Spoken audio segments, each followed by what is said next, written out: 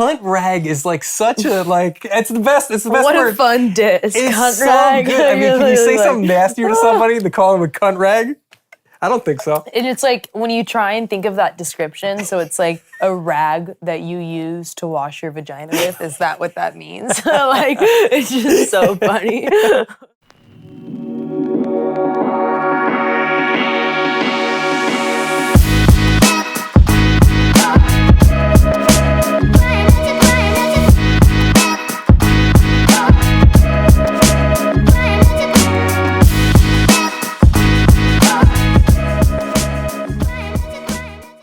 We're sitting here with Bella Thorne, who needs no introduction. You need no introduction because you're fucking everywhere. You're in the news every day about something. It's nonstop. I mean, I'm just out here. yeah, yesterday you were directing your porn, so that was all over those big headlines. My short film. Your short film. With lots of sexual content. Yes. Produced by Pornhub. So that was yesterday. Who knows what'll be tomorrow? You did your book signing yesterday. Then it was she was wearing Chanel. Shout out to Chanel. Then it was shooting the movie. Yes. Then it was a video. Then there was other things. Then it was involved. breakups. Oh yeah. All that. Yeah, there's so many things. There was makeups. Breakups, makeups. Breakups to makeups. What is that annoying? Just constantly. Which part? The part that you're always in the press. I mean, you just did an interview now. You're doing one now. You just Google your name and there's stories every day, Daily Mail or somebody. Bella Thorne this, Bella Thorne that. I mean, it's kind of awesome that you guys can come in and interview me in my bed. It's pretty relaxing. Maybe I'm getting a contact high, I don't know. But it's very nice. I'm not complaining. I'm always doing something and I work so much. So then when I have to do interviews and such, when you guys come here, it's awesome. Yeah. Well, thanks for having us. Much less work. Beautiful house. I remember last time we sat down, it was at your old house, which was weird to you guys out there. It was in the middle of a normal neighborhood without giving away her location. This place is secluded as fuck. You got to dial codes to get in. You can't even. Yeah. It's let's say isolated without giving away her location. At the old spot, did you get a lot of paparazzi or just fans coming up because they got out there where you live? Paparazzi, fans, kind of the whole thing, really. A lot of fans at like 4 a.m. I don't even know what they're doing up walking the streets at 4 a.m., screaming outside my windows, and just paparazzi every time you walk outside of the house. Like walking your dog, paparazzi? Like anything. Like anybody that even comes into your house. It's paparazzi. Like you've been paparazzi'd at my house. Because you've been at my house. I like that. I didn't see the photos because no one gives a fuck, but it's nice to be paparazzi'd. It's really, the laws are so interesting there. It's quite like you can kind of step on someone's car in a sense. They let you get away with it. You can stalk someone as long as you have a camera around your neck. But God forbid a celebrity posts a photo that you took of them without their consent, then you're going to sue them for it. Like the laws are so weird there. It really doesn't make any sense to me. Mm-hmm. Does you find it takes away from your acting sometimes? Well, of course. Because like your girl Jessica Chastain, who you love her. You don't see her much in the headlines. I don't know anything about Jessica Chastain's life. I don't know if she's married, if she's dating, what she ate for lunch today. Who the fuck knows? But when you go to lunch, if you go to Nobu after this, we're going to know exactly what Bella Thorne ordered. Is that annoying at times? I mean, don't you want to be left the fuck alone?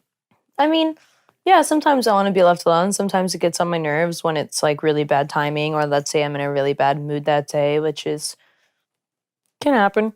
And then it's just like wrong place, wrong time. And then I feel bad because I get it. Everyone has a job to do and everyone's got to make money. Sure. So like it is what it is. But it's also just sometimes it's like, really, guys? Yes. Really. Do you really care about what I ate for lunch today? So annoying. Or like, sometimes I'll be like, okay, I see you. And I'll stand there. I'll give them a few poses and I'm like, okay, like, are you good? And then some paparazzi is so nice. And they're like, yeah, thank you so much, Belle. Thank you. I'll leave you alone. I'm like, thank you.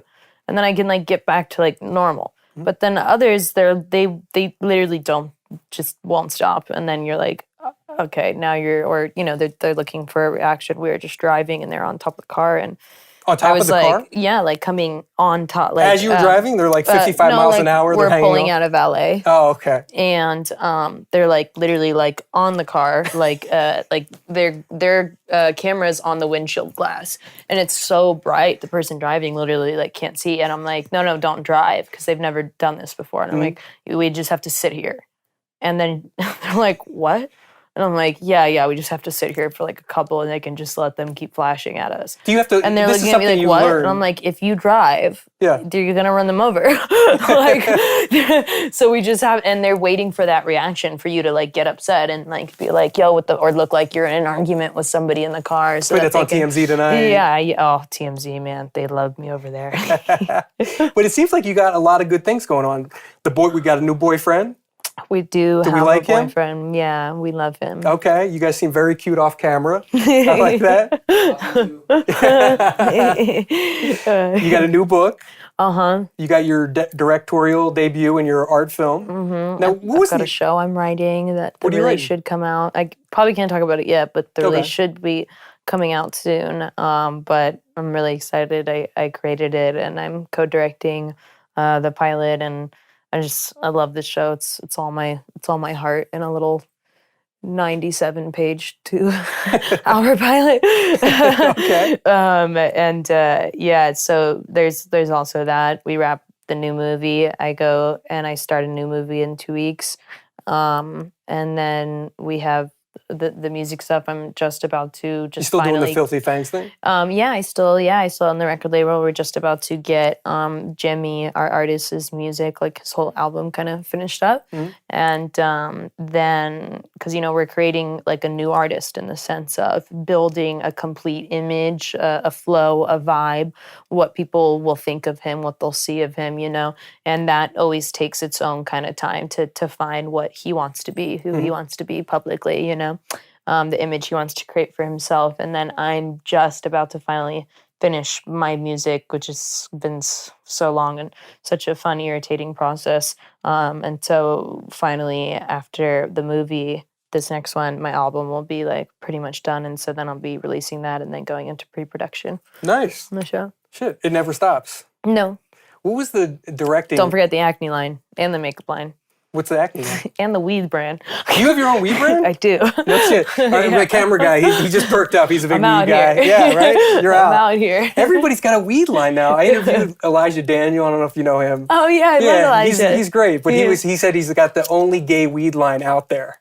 So what is that weed? He's gay and he has a weed line. I don't know. Maybe the weed is gay. I don't know. Does he mean he's the only he said it was a gay weed strain. I think he's just fucking around. Okay. He's just okay. It's Elijah. He's fucking around. I was going to say, I'm pretty sure there's quite a lot of people as well that are gay that own weed brands. Yes. But he claims it's the only gay weed strain. He should call it like happy weed. Like totally. He should totally do a strain that's like completely like a happy What's your weed strain? And it's a sativa. I have quite a few fun names. We're out there on the names, but the brand itself is, I think I'm allowed to say it. We'll have to ask Kate after we're done. Yeah. But it's Forbidden Flowers. Okay. Is that what you're smoking right now? Is this available in stores? Not yet, but we're almost done with it. Dude, growing up in Florida, could you ever imagine that? Like smoking weed in Florida growing up. Could you imagine like it being legal to be able to walk into a store and get it, to be able to have your own weed strain? It's insane. I mean, yeah, no, it's definitely very weird. I'm very sure for a lot of different generations, it's much crazier than for me.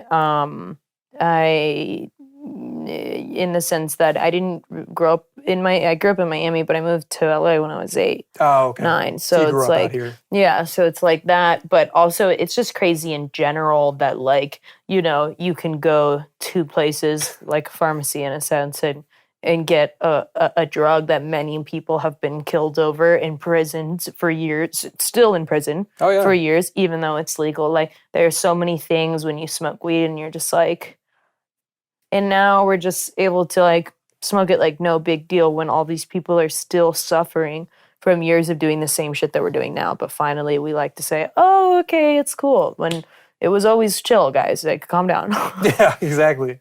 What was it like directing your recent movie? Did you, because I saw the short interview you did on Complex yesterday. I didn't understand. Did you cast the people too? Yeah. No shit. And Bella, yeah, and Aaron. How do you cast porn stars? I had them read. No, I mean, but obviously. is there like an agency and you go, ooh, I like her ass, I like his abs? No. How does it work? I don't.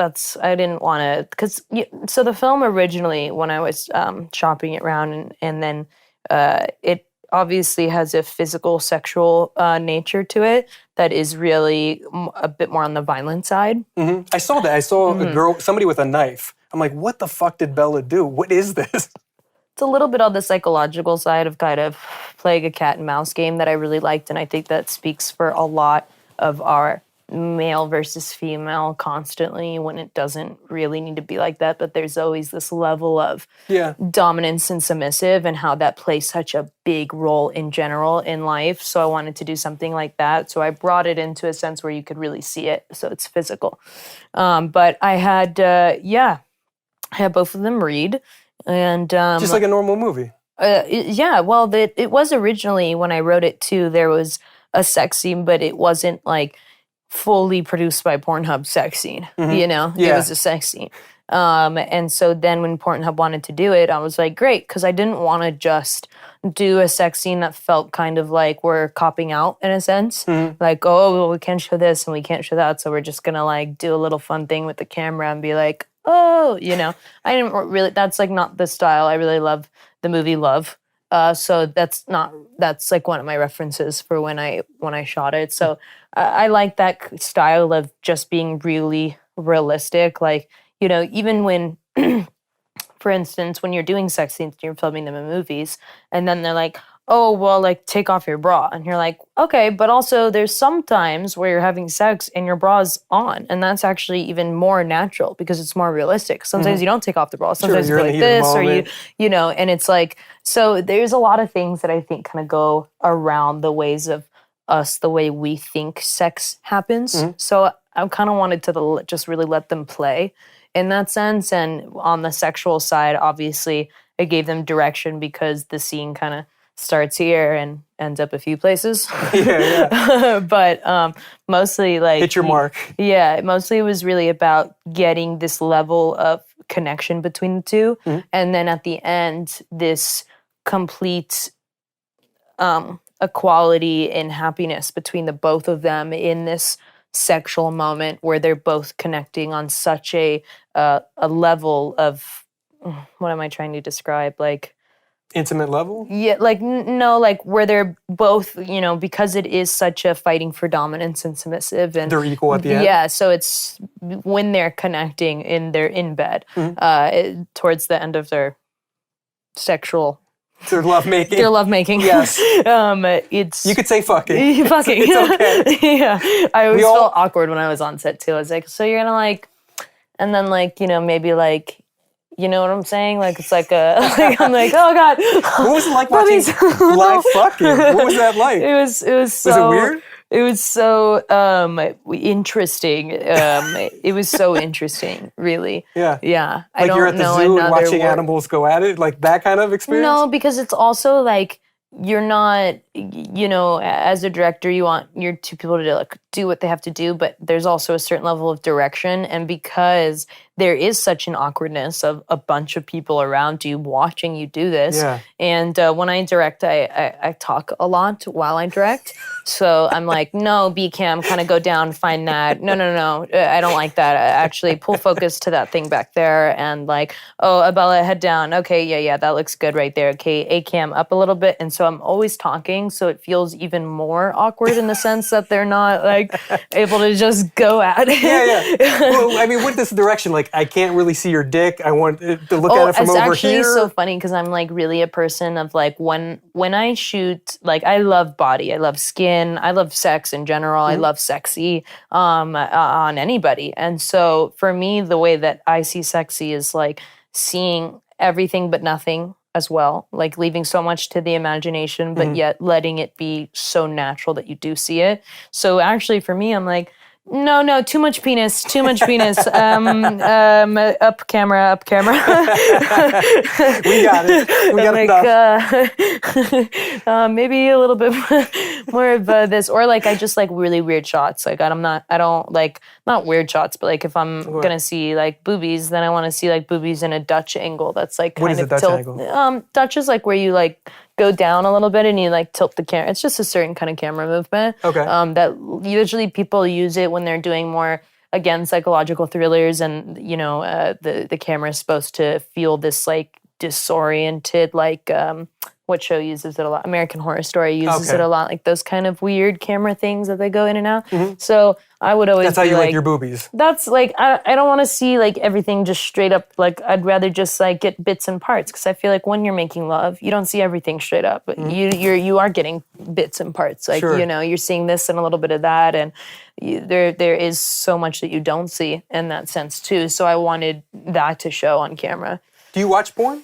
Yeah. What do you watch? What do you like? What do I like? What do you like? I don't know.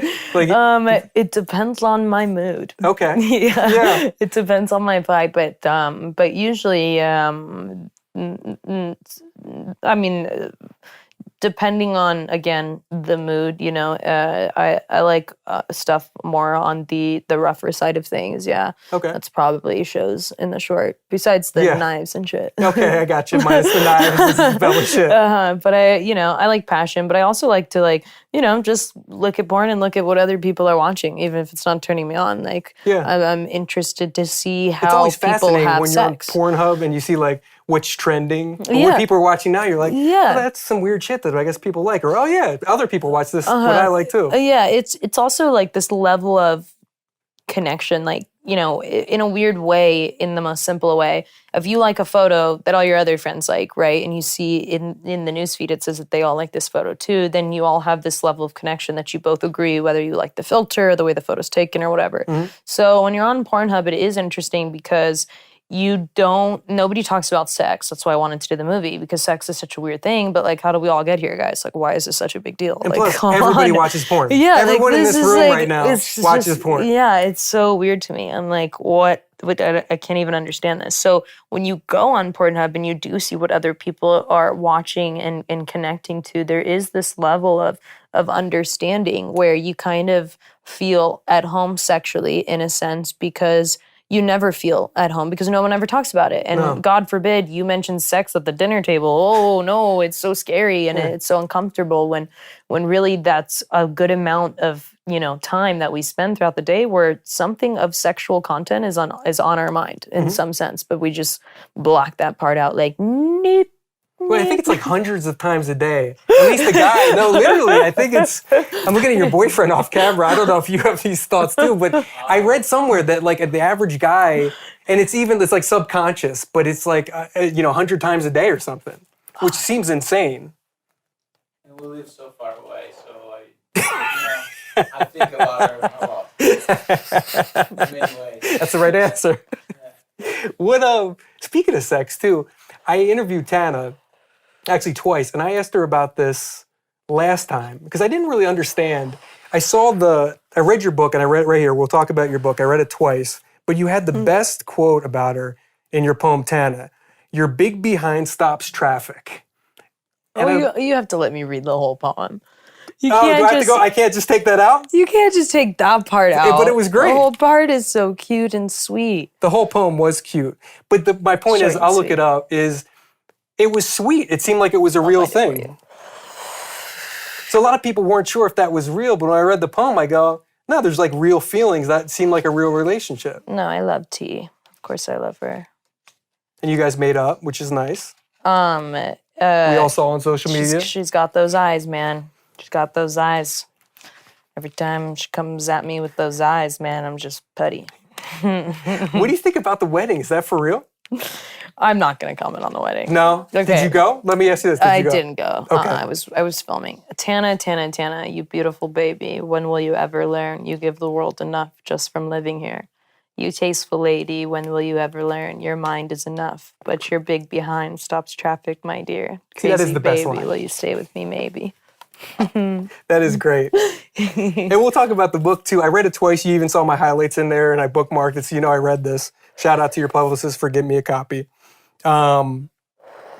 But I guess what I was going to ask, what I asked Tana was, listen, as a guy, that's your fantasy, right? 2 girls, right? Is many guys' fantasy, right?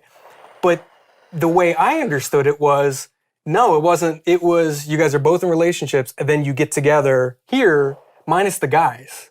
Now, you have to be pretty mature to be in that kind of relationship because there's jealousy and there's emotions and stuff. Mm-hmm. But for me, if I'm the guy, I go, fuck, I want to be at the party. I think it's actually quite surprising how many guys are not into that, actually, when they're, like, I think that they're like, oh, yeah, it's, like, hot if you kiss a girl, but, like, oh, God forbid you have feelings, so that's a problem. And you're like, well, okay, that doesn't really make sense there, you know? Yeah. If you're going to kiss someone, like, most likely you have feelings, like, at least from a girl, like, I know, like, I'm not going to kiss someone unless I'm like, or have to for a movie, like, I don't know. Well, it's back to point, right? You know, just see the girls meet for the first time, all of a sudden they're fucking, you're like, oh, okay, that's the way it goes down, I guess. Not the way it goes down. No, okay. Not the way it goes down.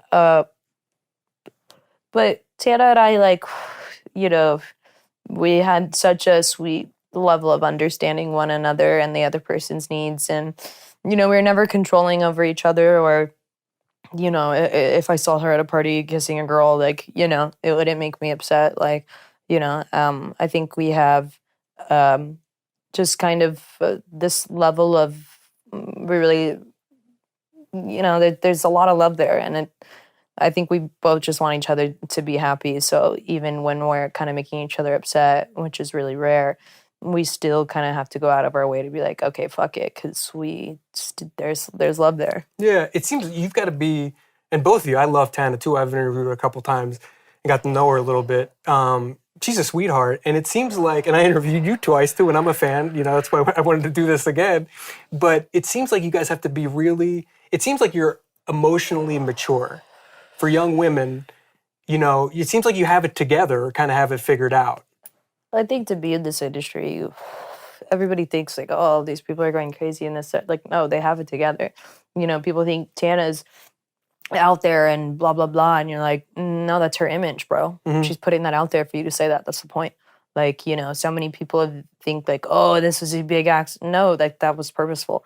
These people want you to, you know, see them as they want to be seen. I'm always trying to find out the level of what do I want to be seen as, you know, what is so much of myself and yet what I like to be and like people to see me as. And that's another hard one. But I think, yeah, you have to be smart and mature to be one in this industry and to two, make it as far as, you know, we both have. You kind of have to be a little clever. Like right now, people are going to watch this and go, Bella's sitting in bed, she's smoking weed, and they're going to have a perception just based on this.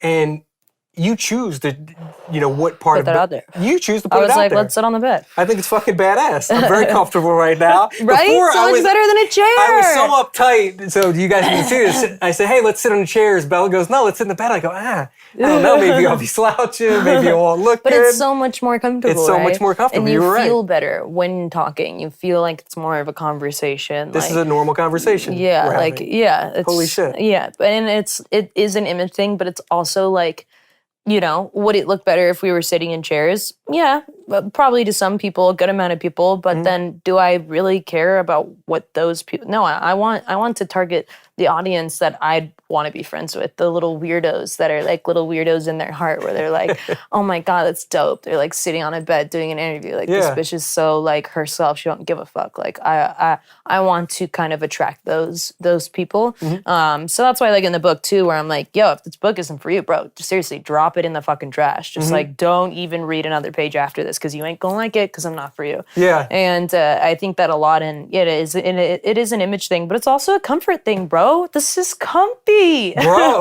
You say bro a lot like you're an actual bro. We're broing down right now a little bit. I'm a bro. You're a bro.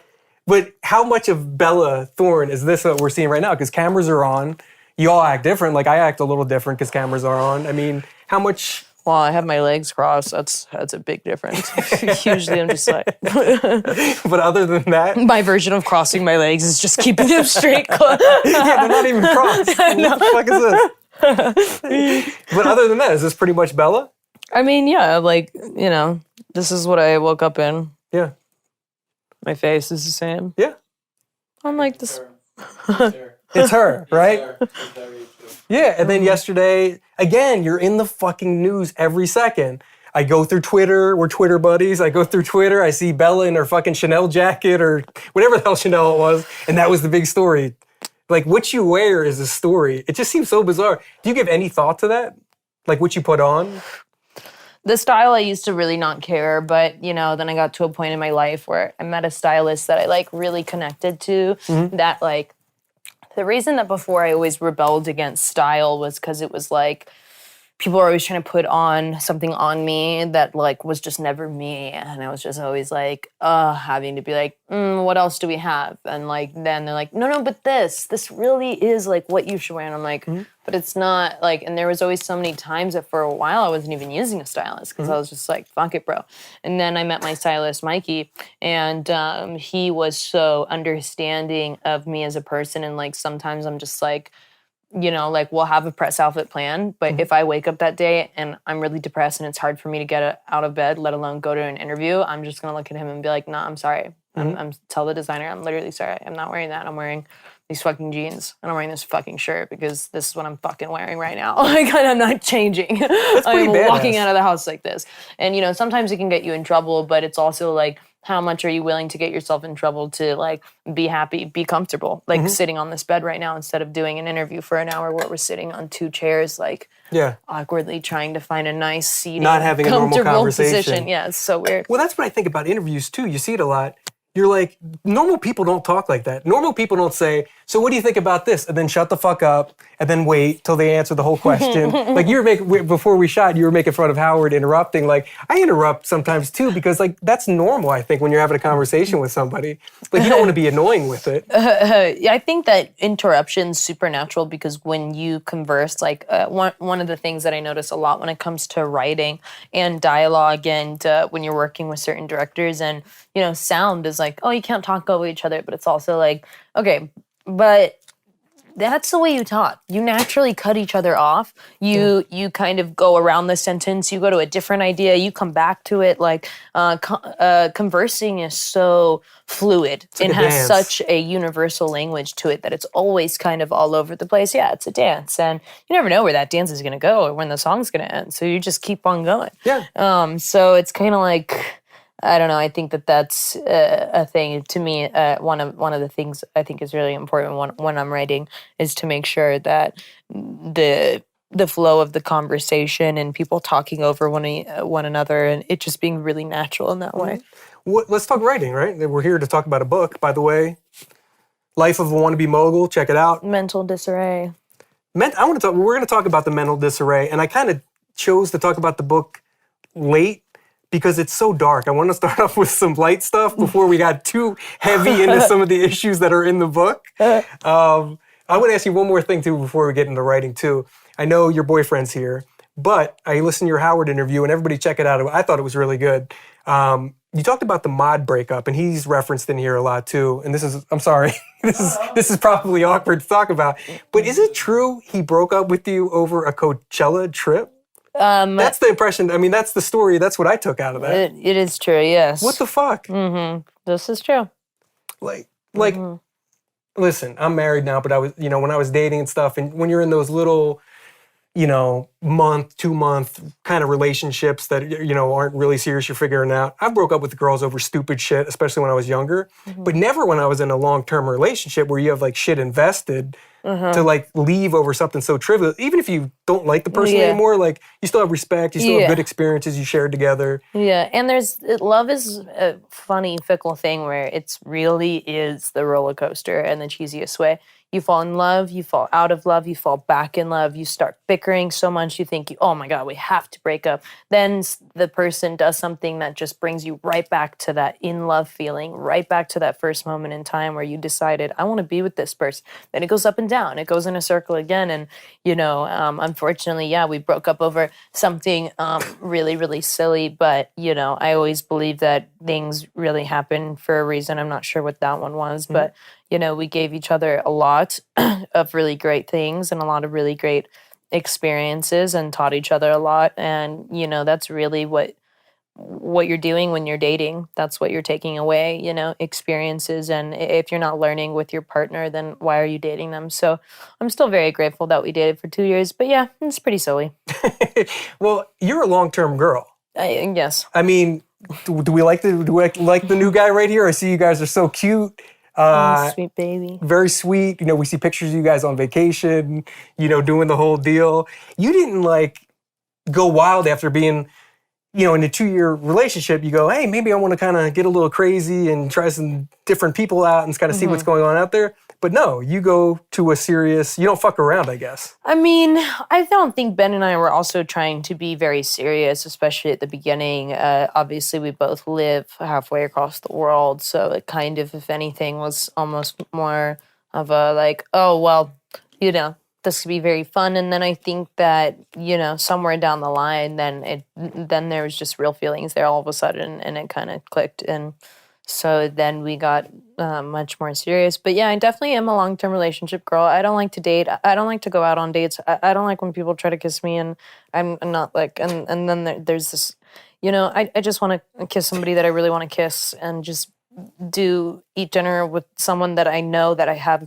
great conversations with, that I respect their opinions, not figuring new people. I don't know, maybe that just sounds so that's not a great quality of mine, that I don't want to figure out new people. But I just, I find somebody, I really like them, then I decide holy shit, if you make it past the checklist, yeah, the ultimate lady checklist. What is the Bella Thorne checklist? What is on your lady checklist? Well, you definitely change after you get out of relationships to relationships. Sure. That's always a really funny thing. But you figure out what's important to you. The checklist. First is you have to be funny. Second is you have to be open-minded, and that's a big one because it's on all levels of everything. I'm talking about it. Even if something's fucked up, you have to be open-minded to the fact that every villain is a victim and so forth. Okay, so to me, open-minded is really big. You have to some of the psychological horror shit, because if you don't, we're never going to watch the same shit, and I can't watch comedy all day. All right? It's just not going to work for me. You have to be a very sexually orientated person because, again, like I said, I like sex, I like sexy, I like skin in general, and I like feeling very loved and constantly Desired. touched, and, one of those things. You have to be down to send flowers. If you don't send me flowers, it's never going to work. Do we have flowers in here? I'm looking. Baby sends me so many flowers. No idea how much money is spending for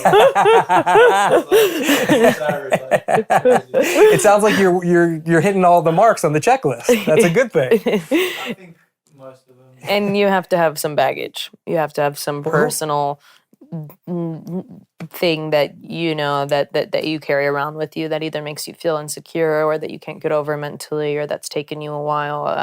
I don't like anybody really without some sort of baggage, because to me, I'm it's so hard for you to see me because I have so much baggage, and so if you don't even have a little bit, I don't think you'll like me. You're just you're just gonna look at me like a lost little bird and be like, oh, this poor wounded thing. Let me take care of this for a while. And it's boring like that. I need somebody that I can really mentally kind of have one of the dark conversations with, where you're like, oh, okay, cool. We can talk about this right now. And that is what makes you relatable and likable too. No one wants to like the perfect person, right?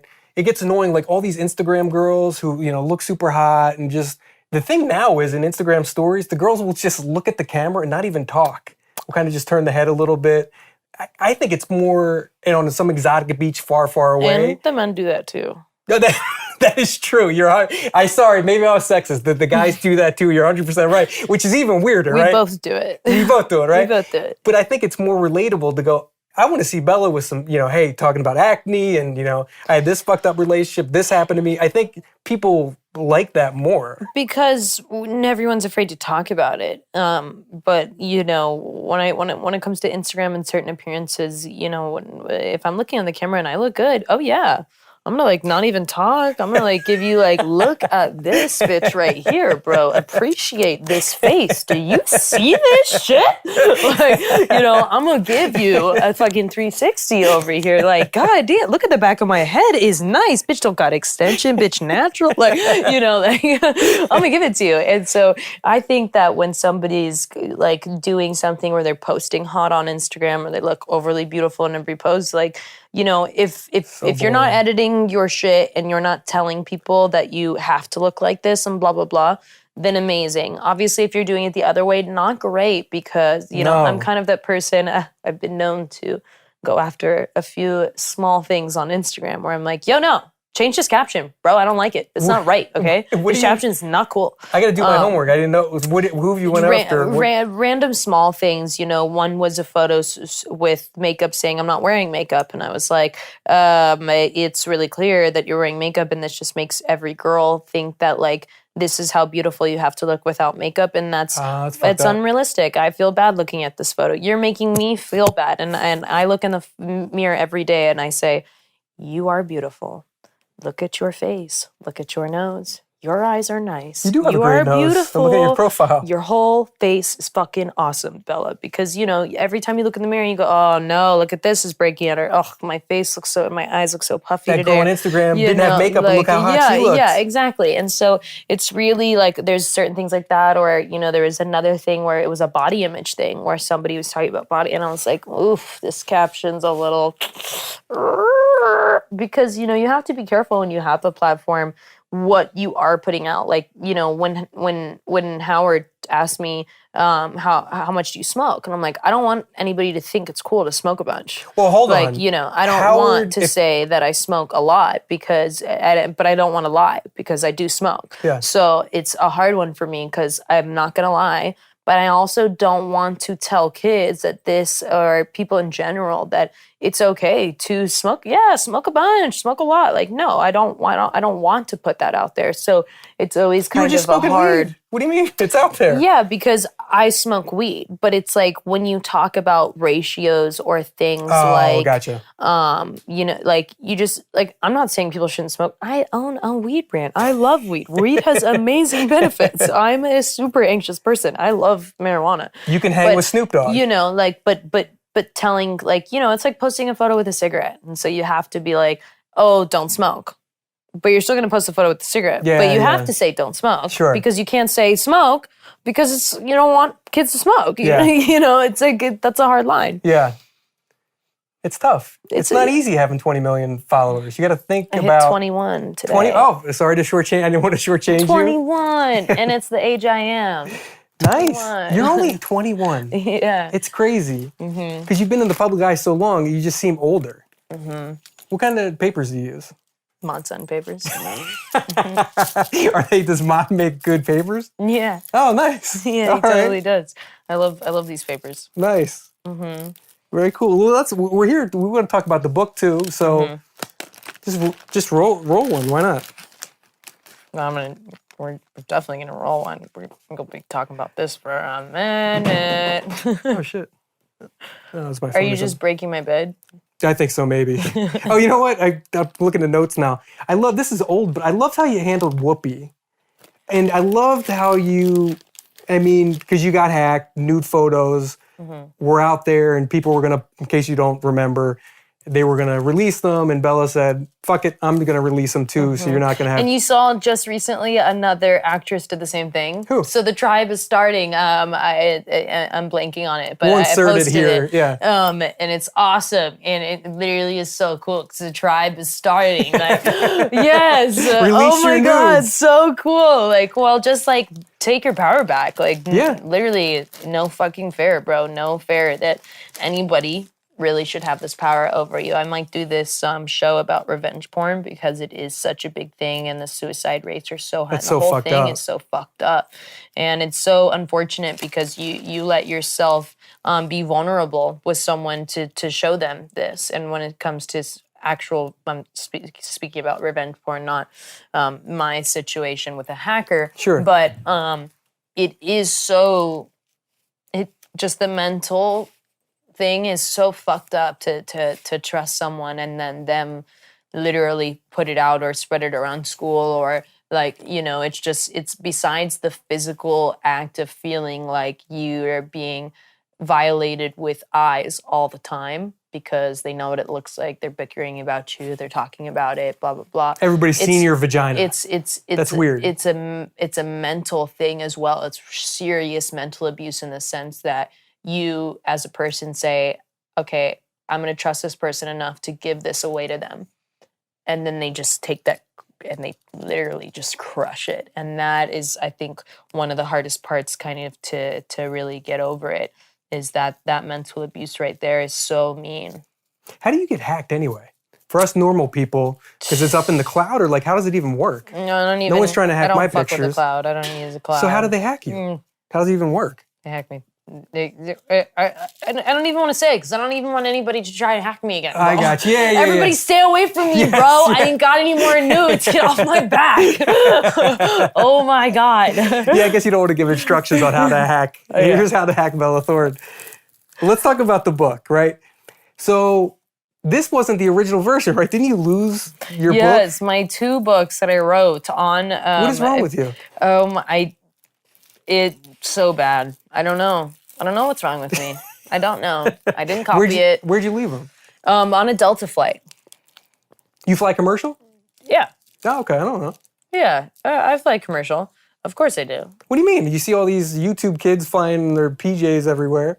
Well, sometimes you can totally fly private, but 1, it's very rare. 2, it's so expensive. You ain't So lying. like, I just had to fly private to come back to do New York press for the book, to go from the movie, because the connecting flight, I wouldn't have made Howard Stern. Okay. And I wouldn't have made like half of my press day, so it wouldn't have worked. So then I had to take a private jet. And, those are times when you're like, yo, I'm going to spend this money right now because this is important, but this is a lot of money. Yeah. And like, this is like a private jet, bro. It's also a little scary. Like, it's kind of like, but it is, I will say, it is nice. It's the best luxury. It's not, I don't know that it's the best luxury. Well, it's nice. But it's super nice. Yeah. Like being able to like, just like walk on there and then like have food and like nobody's like, the stewardess aren't going to be mean to you, and like you don't have to worry about somebody like snoring right next to you, or like, you're just like, I'm here.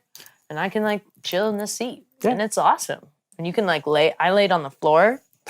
Yeah, maybe I'm not supposed to say that. I'm pretty sure that's not allowed. Why would you lay on the floor? I mean, it's probably dirty, right? I don't give a fuck. Yeah. I'm tired. But don't they have? I've never been on a private jet. Don't they have like reclining seats or something? I mean, yeah, like they like recline back, But not all the but way. like yeah, you're like it's like.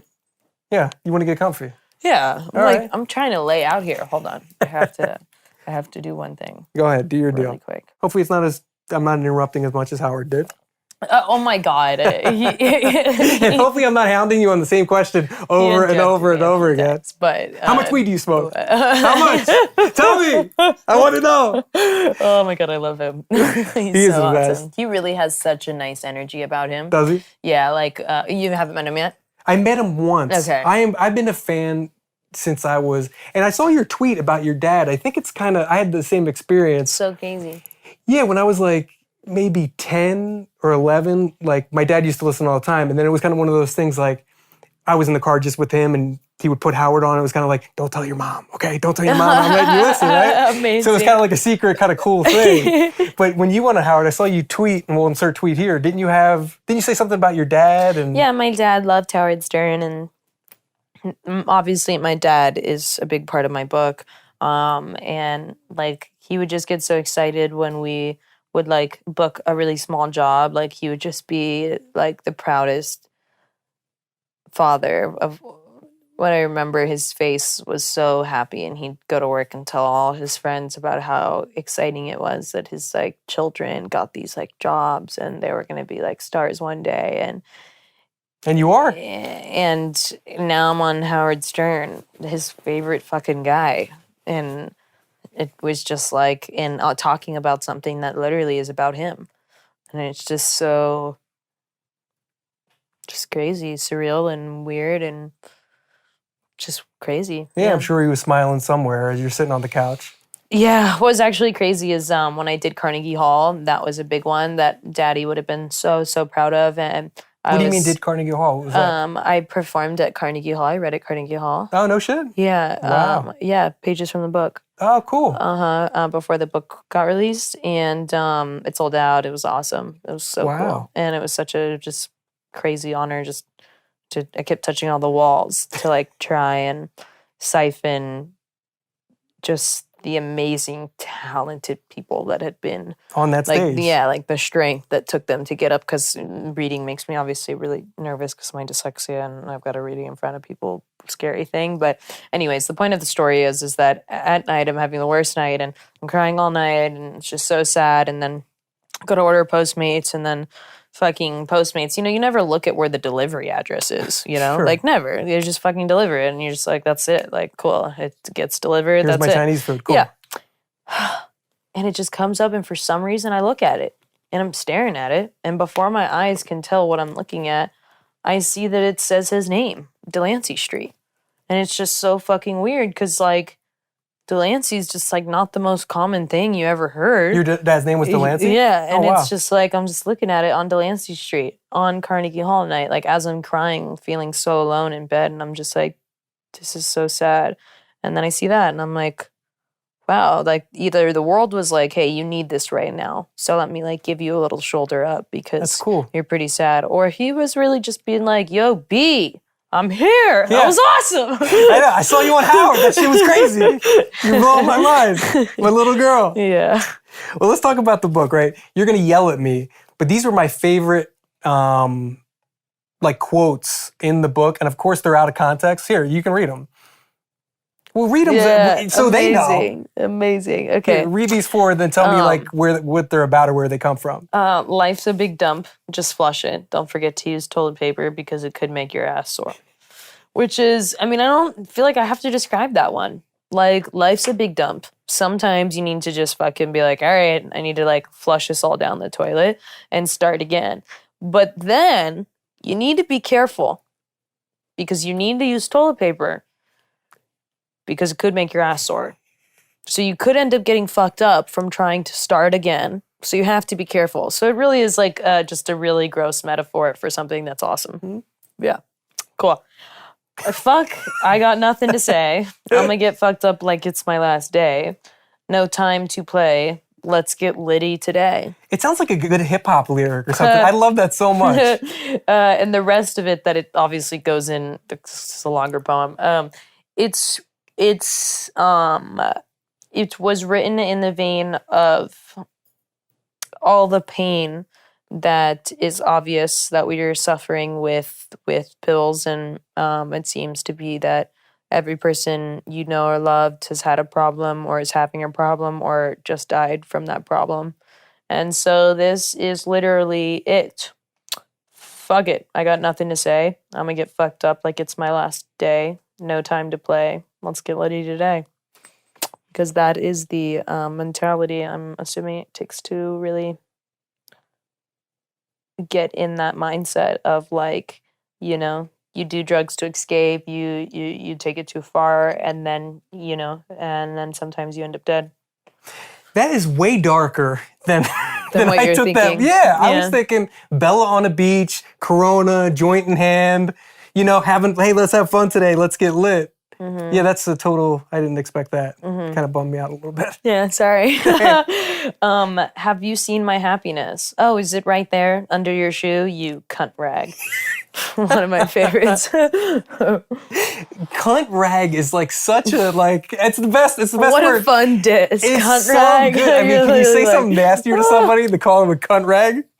I don't think so. And it's like when you try and think of that description, so it's like a rag that you use to wash your vagina with. Is that what that means? Like, it's just so funny. I'm like, oh my God. But that basically means that like my happiness, is it right there? It's just right under your shoe, you cunt rag, because we're constantly looking for this acceptance, and acceptance makes us feel happy.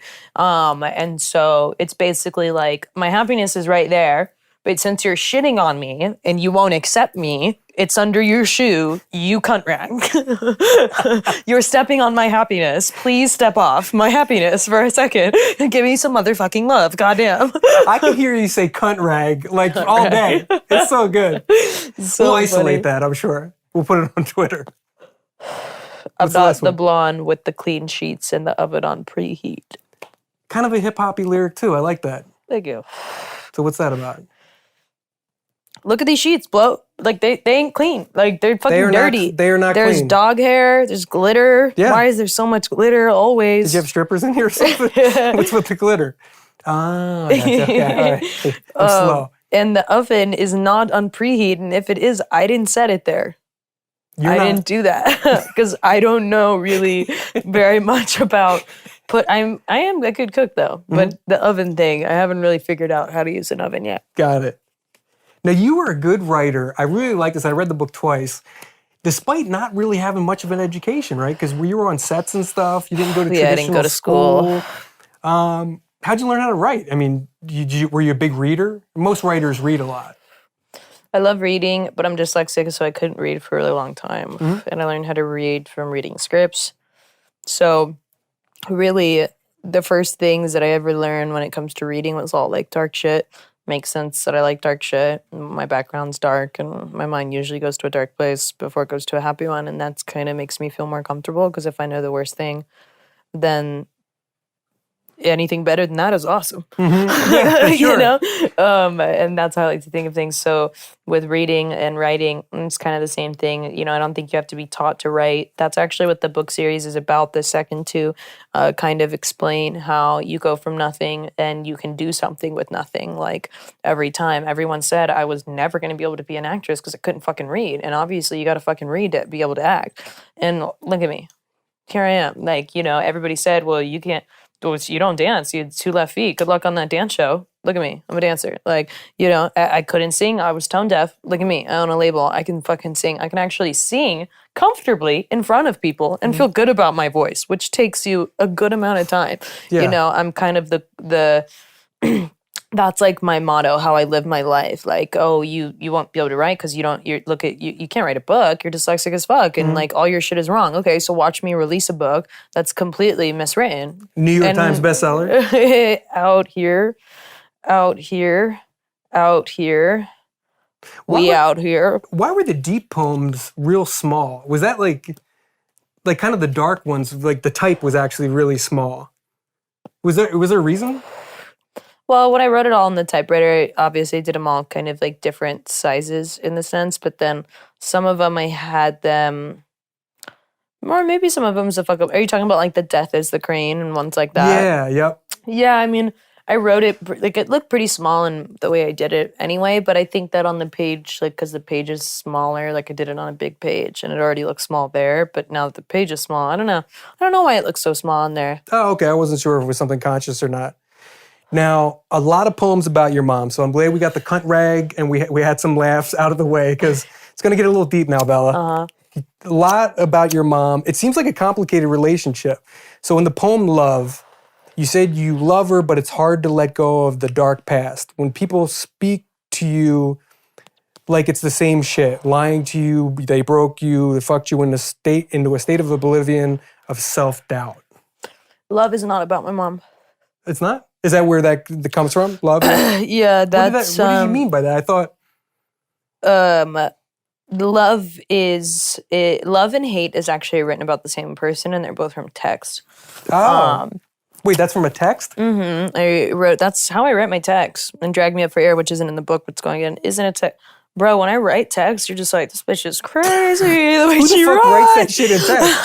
Usually it's emojis and LOL. And and I don't really, I'm here. not a big emoji person. Yeah, I can tell. Yeah. I didn't put any emojis in the There book. was no emojis in this text, I'm guessing. But this one, love and hate, it's like,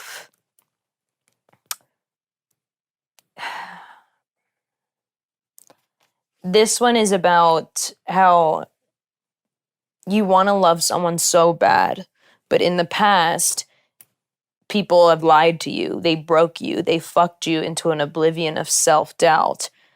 And they did that over and over again. And here you are trying to love something so good that's right in front of you, but you can't because you're so worried about all your past baggage of everyone that ever said they loved you before. Well, they continued to hurt you after that. So how do you kind of get over that obstacle? That's what this is about. Oh, okay. You talked a lot about, I'm looking at my notes, being raised that you weren't good enough. So a lot of that like self-doubt. Where'd that come from and how'd you get over that? Or do you still deal with it? Still deal with it. Yeah, you never shake that? I think self-doubt's a really hard one. I have a lot less self-doubt, like what I said earlier about looking in the mirror and like, like you have to reteach the brain. If the brain's been taught a certain way, then you need to rework the brain not to work that way anymore because that way is not fair and that way is just killing you slowly inside. So like in the easiest, simplest way, I'm insecure, right? And so then my whole life I've felt not beautiful and I've been told that I wasn't beautiful. And then I look in the mirror and I feel not beautiful because that's all I've heard. And so then... The 10,000 people that tell you look beautiful, that doesn't get through? That doesn't change that perception? It's different when it's people you care about.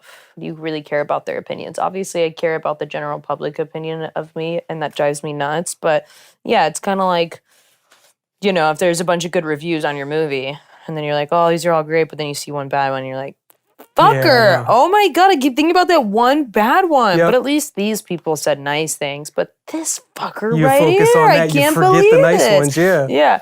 So, in the way that now I retrain the brain, I look in the mirror every day and I'm like, you're fucking beautiful. And just recently in the last 9 months, I really started to believe it and really be like, damn, you are beautiful. You're gorgeous. Stop being so weird. Like you are. You're just stop it.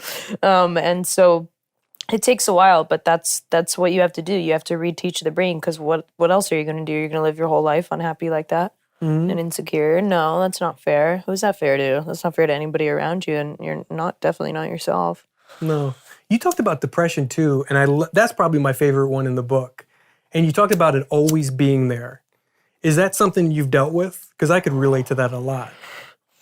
So really, the depression's really one of my favorites, and I'm so happy that people have responded to that one so well. Like the comments that people have written about the depression poem in general is so fucking beautiful, and how much they finally feel like not so lonely, and they finally feel understood, and it just like, obviously it's why I wrote it, and it just feels so great, and I'm just so happy that I was able to give depression like a good description that people actually are like, wow, nice, you described that feeling pretty fucking well. Because I feel like so many times people, when it comes to depression, everyone's like, oh, and people are so mean about it, and oh, this, and just be happy and go out with your friends, and oh, you just need to drink, and like you just need to like have some fun, and like, oh, just have a girls' night, or like, talk to your buddy. And it's just like, none of this really does anything. This is something you can't understand, and movies don't depict it well, I don't think either, and shows don't. And so I'm just so happy you like that one too. This is one of my favorites. Yeah, because like I've dealt with depression pretty much my whole adult life, and I just like recently I was kind of in like a 2-week funk, which unless you've had depression, like you know what that means. Yeah. And then I snapped out of it, which is good, like last weekend. But I really related to when you said it's always there. Like I know it's still there. Yeah. And it's gonna pop its and it's head gonna come out. back. It's gonna come back and bite you in I the don't ass know at when. a really random moment in time. Yeah, it could be a week from now. And then it's gonna a month. stay. It could stay for a long time. It could stay for, the hardest thing is really like, because you're married. I don't know if your wife struggles with depression, but no, she's so normal. So just me. So it's hard because like, even me trying to describe to sweet baby over here who doesn't struggle with depression, and I'm like, no, I'm just like really sad today, and it's just like it's so hard because you have to kind of expect everyone around you to be like, oh, okay, like how do I deal with this again? And like it's such a like depression's so fucked up because it fucks you up. It also fucks up everyone around you You who are has to be sitting there 100% and right. witnessing you go through this. It's just so and like nobody knows what to do, what to say. Nothing makes anything better. Like that's why I said the holding you so tight. There's no breath to breathe anymore. But yet you still feel so utterly alone. And I've had that where I've had somebody hug me so tight when I'm so sad that I like literally can't breathe. And it's just sitting there like I'm so alone. Like no one's touching me at all. And it's such a weird fucking feel. It's such a it's yeah, it's quite undescribable.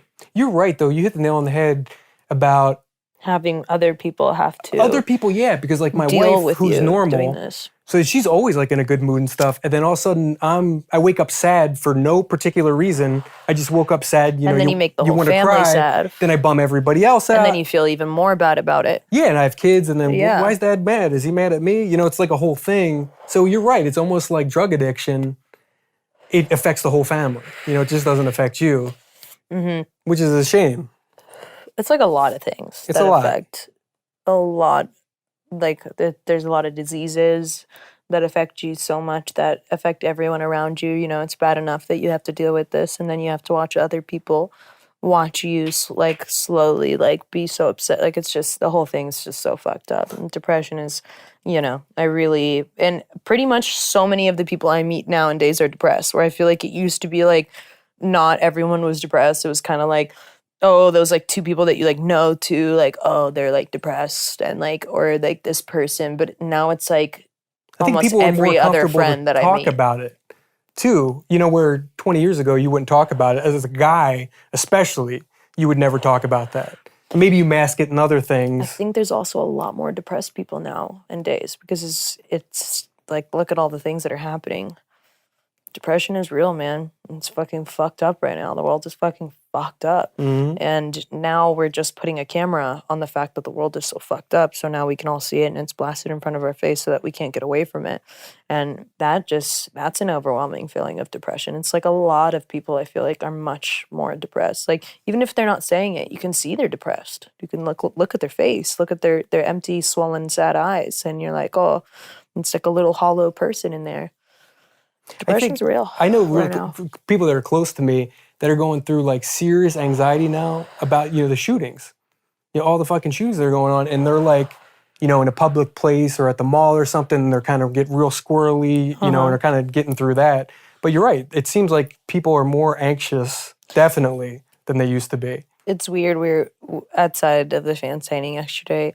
We were walking back to the car, and then there was this guy like kind of walking, and then he started to speed up, and I could hear his foot stomps in back of me, like boom, boom, boom, boom, boom, and like immediately I just start running. Like I just start running as fast as I can to get in the car. And Ben's looking at me, and I'm like, I don't know, man. It's just fucking creepy, man. Like just fucking feet running, and like fucking, this is like fucking scary right now. Like, oh my god, this is really scary. The world's so scary right now.